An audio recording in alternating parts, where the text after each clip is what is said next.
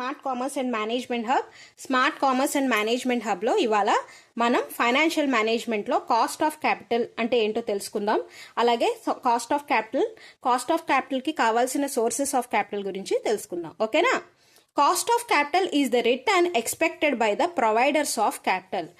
అసలు cost of capital అంటే ఏంటి అంటే క్యాపిటల్ అంటే ఏంటి? పెట్టుబడి పెట్టడానికి మనం కొంతమంది పెట్టుబడిదారుల్ని మనం పిలుస్తాం. ఓకేనా? ఫర్ ఎగ్జాంపుల్ నాకు ఒక 10 lakhs పెట్టుబడి కావాలి, నా దగ్గర 5 lakhs ఉందనుకోండి క్యాష్. మనం ఏం చేస్తాం? వెంటనే పబ్లిక్ని మనం మన కంపెనీలో ఇన్వెస్ట్ చేయమని పిలుస్తాం. ఓకే, ఎవరైతే మనకి ఇన్వెస్ట్ చేస్తారో వాళ్ళని క్యాపిటల్ ప్రొవైడర్స్. వాళ్ళు ఏ విధంగా ఉండొచ్చు అంటే షేర్ హోల్డర్స్గా ఉండొచ్చు, లెండర్స్గా ఉండొచ్చు, డెట్ హోల్డర్స్గా ఉండొచ్చు. ఎవరు షేర్ హోల్డర్స్ అవుతారు అంటే మనం ఎవరైతే మన దగ్గర నుంచి షేర్స్ కొనుక్కుంటారో, అయితే ప్రిఫరెన్స్ షేర్స్ కానీ ఈక్విటీ షేర్స్ కానీ, వాళ్ళకి మనం ఏం చేస్తామంటే డివిడెంట్ అనేది ప్రాఫిట్లోంచి తీసి వాళ్ళకి డివిడెంట్ అమౌంట్ అనేది ఇస్తాం. ఎలా ఇంట్రెస్ట్ పే చేస్తామో మనం అలా డివిడెంట్ పే చేస్తాం షేర్ హోల్డర్స్కి. ఓకేనా? లెండర్స్ అంటే ఇక్కడ బ్యాంక్స్, డెబెంచర్ హోల్డర్స్, ఇలాగా డెట్ హోల్డర్స్ అన్న డెబెంచర్ హోల్డర్స్ వస్తారు. లెండర్స్ అంటే బ్యాంక్స్ వస్తాయి, బ్యాంక్స్ ఫైనాన్షియల్ ఇన్స్టిట్యూషన్స్ వస్తాయి అనమాట. వాళ్ళ నుంచి మనం అప్పు తీసుకుని ఏం చేస్తాం? దానికి మరి మేము అప్పు ఇస్తాం, అమౌంట్ ఇస్తాం, మరి మీరేం చేస్తారు అంటే ఇంట్రెస్ట్ పే చేస్తాం. ఓకేనా? వాళ్ళు లెండర్స్, వాళ్ళు కూడా క్యాపిటల్ ప్రొవైడర్స్ కింద వస్తారు. అలాగే డెట్ హోల్డర్స్ అంటే ఎవరు? మనకి అప్పు ఇచ్చేవాళ్ళు, కానీ హోల్డర్స్ అంటే మన కంపెనీలో కొన్ని షేర్స్ అనేవి వాళ్ళకి ఇస్తాం అనమాట. ఓకే, వాళ్ళనే డెబెంచర్ హోల్డర్స్ అంటాం. ఓకేనా? వాళ్ళకి డెబెంచర్స్ అనేవి ఇస్తాం. వాళ్ళకి కూడా మనం మంత్లీ ఇంట్రెస్ట్ అనేది పే చేస్తాం, డెబెంచర్ అమౌంట్ అనేది పే చేస్తాం. డెబెంచర్ ఇంట్రెస్ట్ అంటారు దాన్ని. షేర్ హోల్డర్స్ అయితే మనకి షేర్స్కి మనం ఏం చేస్తాము? ఈక్విటీ షేర్ హోల్డర్స్కి అయినా దేనికైనా డివిడెండ్ పే చేస్తాం. ఓకేనా?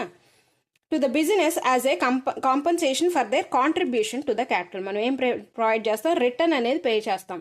ఆ రిటర్న్ ఎయిదర్ ఇంట్రెస్ట్లో అయినా ఉండొచ్చు, ఎయిదర్ డెబెంచర్స్కి అయితే ఇంట్రెస్ట్లో ఉంటుంది, బ్యాంకర్స్కి అయితే ఇంట్రెస్ట్లో ఉంటుంది, షేర్ హోల్డర్స్ అయితే మనకి డివిడెండ్స్లో ఉంటుంది అనమాట. Cost of capital is also known as the cut off rate, minimum rate of return. దీన్నే కాస్ట్ ఆఫ్ క్యాపిటల్ని ఇంకో రకంగా కూడా పిలవచ్చు. ఏంటంటే cut off rate or minimum rate of return అని అంటారు. ఓకేనా? కాస్ట్ ఆఫ్ క్యాపిటల్, ఇప్పుడు మనం చెప్పాను కదా, కాస్ట్ ఆఫ్ క్యాపిటల్ అనేది డిఫరెంట్ సోర్సెస్ నుంచి వస్తుంది. సోర్సెస్ ఆఫ్ క్యాపిటల్ అనేవి మనకి చాలా సోర్సెస్, ఇదర్ బ్యాంక్స్ ఇలా అని చెప్పాను కదా. దేని కింద వస్తుంది? బ్యాంక్స్, డెబెంచర్ హోల్డర్స్, లెండర్స్, ఇవన్నీ కూడా కాస్ట్ ఆఫ్ డెట్ కింద వస్తాయి. ఓకేనా? Next preference shares. Cost of preference shares or cost of equity shares. Cost of preference shares అన్నా కాస్ట్ ఆఫ్ ఈక్విటీ షేర్స్ అన్నా వీళ్ళకి ఏం చేస్తామంటే మనం మన కంపెనీలో మీరు కనుక మాకు కంపెనీలో ఇన్వెస్ట్ చేస్తే మేము ప్రాఫిట్లో కొంత షేర్ని ఇస్తాం, అందుకని షేర్స్ అంటాం. ఓకేనా? ఆ ప్రాఫిట్లో షేర్ని ఇస్తాం. ఆ షేర్ ఏ విధంగా ఉంటుందంటే డివిడెంట్ రూపంలో ఇస్తాం. ఓకేనా? అలాగే కాస్ట్ ఆఫ్ ఈక్విటీ షేర్ హోల్డర్స్కి ప్రిఫరెన్స్ షేర్ హోల్డర్స్కి డిఫరెన్స్ ఏంటి అంటే మనం కంపెనీ ఫస్ట్ ప్రిఫరెన్స్ పే చేయడానికి వీళ్ళకి ఇస్తాం, ప్రిఫరెన్స్ షేర్ హోల్డర్స్కి. ఓకేనా? కంపెనీ లిక్విడేషన్కి వెళ్ళిపోయినప్పుడు మనం whole of the amount pay చేయాల్సి వస్తుంది లాస్ట్లో. ఓకేనా? అంటే ప్రిఫరెన్స్ షేర్ హోల్డర్స్కి ఏం చేస్తామంటే ఫస్ట్ ప్రిఫరెన్స్ ఇచ్చి వాళ్ళకి పే చేస్తాం, తర్వాత ఈక్విటీ షేర్ హోల్డర్స్కి పే చేస్తాం. కాస్ట్ ఆఫ్ రీటైన్డ్ ఎర్నింగ్స్ అంటే ఏంటి అంటే ఈ షేర్ హోల్డర్స్ డివిడెండ్స్ తీసుకున్న తర్వాత ఆ డివిడెండ్స్ని వాళ్ళు ఏం చేస్తారంటే మాకొద్దు, మేము దీన్ని మళ్ళీ ఇందులోనే ఇన్వెస్ట్ చేస్తామని ఇస్తారనమాట మనకి. దాన్నే రీటైన్డ్ ఎర్నింగ్ అంటే వాళ్ళకి వచ్చే ఇన్కమ్, ఆ ఇన్కమ్ని రీటైన్ చేస్తారంటే రిటర్న్ ఇచ్చేసి దాన్ని మనకి రీఇన్వెస్ట్ చేస్తారు. సో దాన్ని కాస్ట్ ఆఫ్ రీటైన్డ్ ఎర్నింగ్స్ అంటారు. అంటే క్యాపిటల్ అనేది ఇన్ని సోర్సెస్గా వస్తుంది మనకి.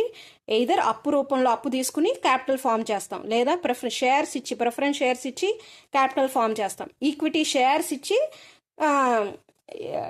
క్యాపిటల్ ఫామ్ చేస్తాం, అలాగే రిటైన్డ్ ఎర్నింగ్స్ ఇచ్చి క్యాపిటల్ ఫామ్ చేస్తాం.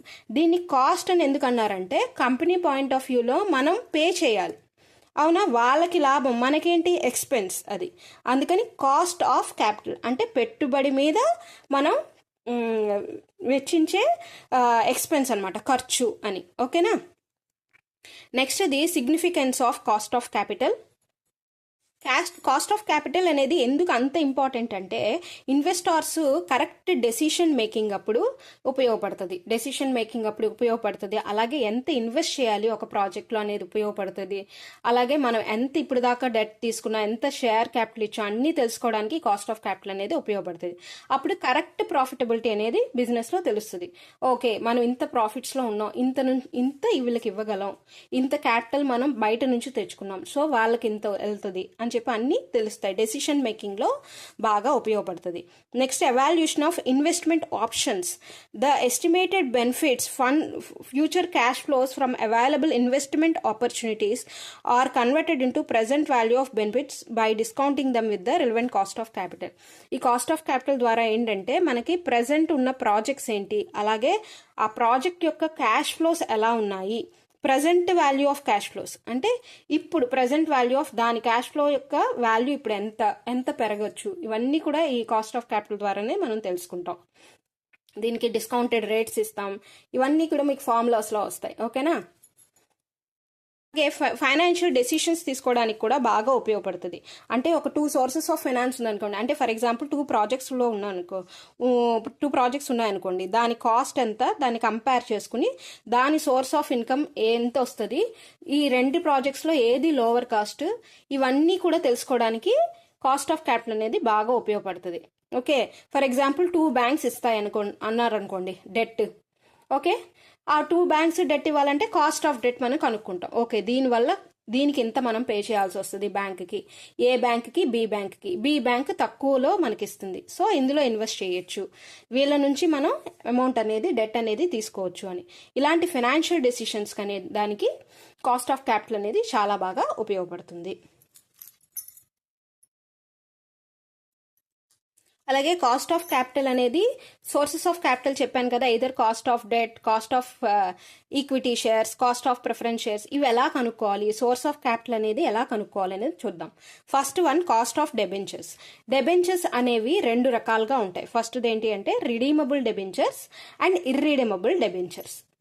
అలాగే మనకి బ్యాంక్ లోన్ ద్వారా కూడా మనం కాస్ట్ ఆఫ్ డెట్ అనేది ఫామ్ చేసుకుంటాం. అలాగే ఫైనాన్షియల్ ఇన్స్టిట్యూషన్స్ నుంచి కూడా మనం లోన్స్ తీసుకుంటాం, దానికి కూడా మనం ఇంట్రెస్ట్ పే చేస్తాం. వీటన్నిటికీ అయ్యే కాస్ట్ని కనుక్కోవటమే ఈ కాస్ట్ ఆఫ్ డెట్ అనమాట. డెట్ అంటే అప్పు కదా, ఈ డెట్ అనేది ఎయిదర్ డెబెంచర్ బాండ్స్ రూపంలో ఉంటుంది, లోన్స్ రూపంలో ఉంటుంది, లేదా బ్యాంక్స్ ఇచ్చే లోన్స్ రూపంలో కూడా ఉంటుంది, టర్మ్ లోన్స్ రూపంలో ఉంటుంది, ఫైనాన్షియల్ ఇన్స్టిట్యూషన్స్ ఇచ్చేవి. ఓకేనా? The amount of interest payable for issuing debentures is considered to be the cost of debentures or debt capital. దేని cost of debentures or debt capital అంటారంటే ఏదైతే మనం ఇంట్రెస్ట్ పే చేస్తున్నామో ఎవరికి ఏదర్ డెబెంచర్స్ ఆర్ బ్యాంక్స్ వాళ్ళకి interest amount pay చేస్తున్నాం కదా, అదే మనకి కాస్ట్ ఆఫ్ డెట్ అవుతుంది అనమాట. ఓకే, దీన్ని మరి ఎలా కనుక్కోవాలనేది నెక్స్ట్ వీడియోలో చూద్దాం. రిడీమబుల్ డెబెంచర్స్ అంటే ఏంటి, ఇర్రిడీమబుల్ డెబెంచర్స్ ఏంటి, దానికి ఫార్ములా ఏంటో నెక్స్ట్ చూద్దాం నెక్స్ట్ వీడియోస్లో. ఓకేనా? Thanks for watching.